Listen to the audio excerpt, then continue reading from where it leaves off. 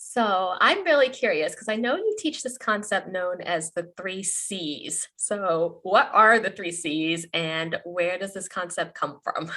I know it kind of sounds like I don't know, a Kool-Aid drink or something. Yes. Um, it was just an easy way for me to remember it and for others to remember it. That's basically what it boils down to. But it stands for comparing, competing, and climbing the invisible ladder. It was the idea actually came to me quite a while ago. I was on a walk with my girlfriend, and she and I were talking, and she had been sharing a story about something that had happened to her, and she was kind of feeling down about it, and I could just sense that she was just lacking in her confidence, and she was comparing herself in the particular situation that she was talking about. And so we talked about it some more on our walk, and then it sort of evolved into talking about the way women in general can fall into the trap of comparing and then competing and so like it sort of expanded from there. It's not like in that exact moment it was that it came to me, but I thought about it after the fact, after she and I had walked, and then when I was working with clients and things like that, it was almost like I started to see a pattern, and so when we compare, that sort of leads to competing, right? When we Mhm. start to compare ourselves to others. And so then the competing, and competing can be in two different forms. It can be in sort of a way that reduces our self-esteem, or it can actually come across in a way that is combative, more of a intense competition force. And so when I started to see this pattern working with clients and then thinking about the walk I had with my friend, it sort of just came to me that I said, I said to myself, like, everybody is always trying to climb this invisible ladder. They're always comparing, competing, and it really takes joy from our life, and it really compounds on itself. So if we kind of fall into that trap, we're doing ourselves a giant disservice, and we're going to have a more difficult time achieving the things that we truly desire, that we're entirely capable of. So that's kind of how it evolved. Yes, because I think we do that in everything: health, business, motherhood. We look at everybody else, compare, think we need to compete and be perfect, and climb that social ladder so that we're seen as that way. So, Absolutely, I couldn't agree more. And also to go further with patterns, it's like, women will fall into two different patterns where they'll either fall into like a compare and despair pattern, or we get into a more combative, as if everything's a competition and we have to put this tough exterior, or that we're better, and we have to put other women down in order to to maintain or build the confidence.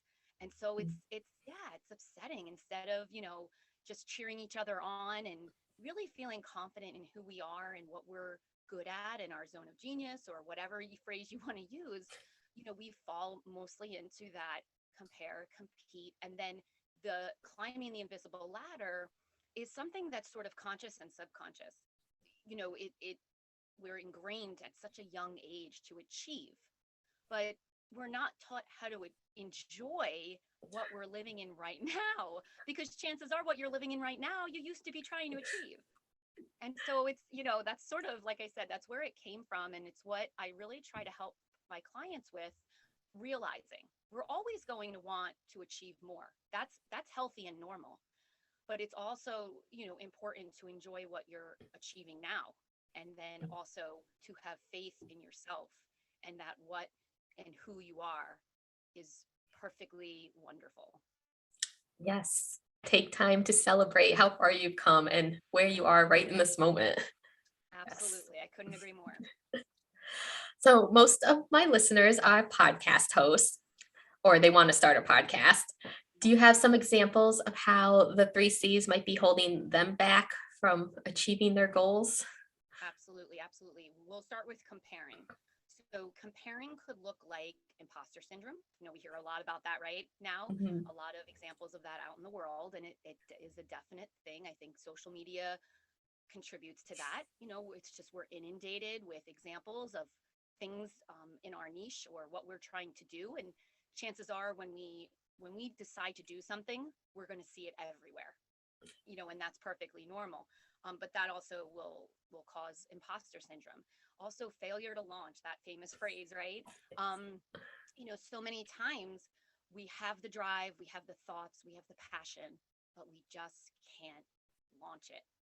There's something holding us back. There's fear, there's perfectionism, there's the three C's, like comparing and competing, things like that are going to hold us back. Procrastination, that's usually a sign of either fear or perfectionism at work. And that's entirely normal, but there are steps and strategies you can do to overcome it. So that's kind of what comparing will look like. You're too busy looking at what others are doing and thinking you have to be exactly like that instead of staying true to who you are. So what happens is that flicker of hope that ignited in your brain that, made you want to do the thing you want to do, like start a podcast.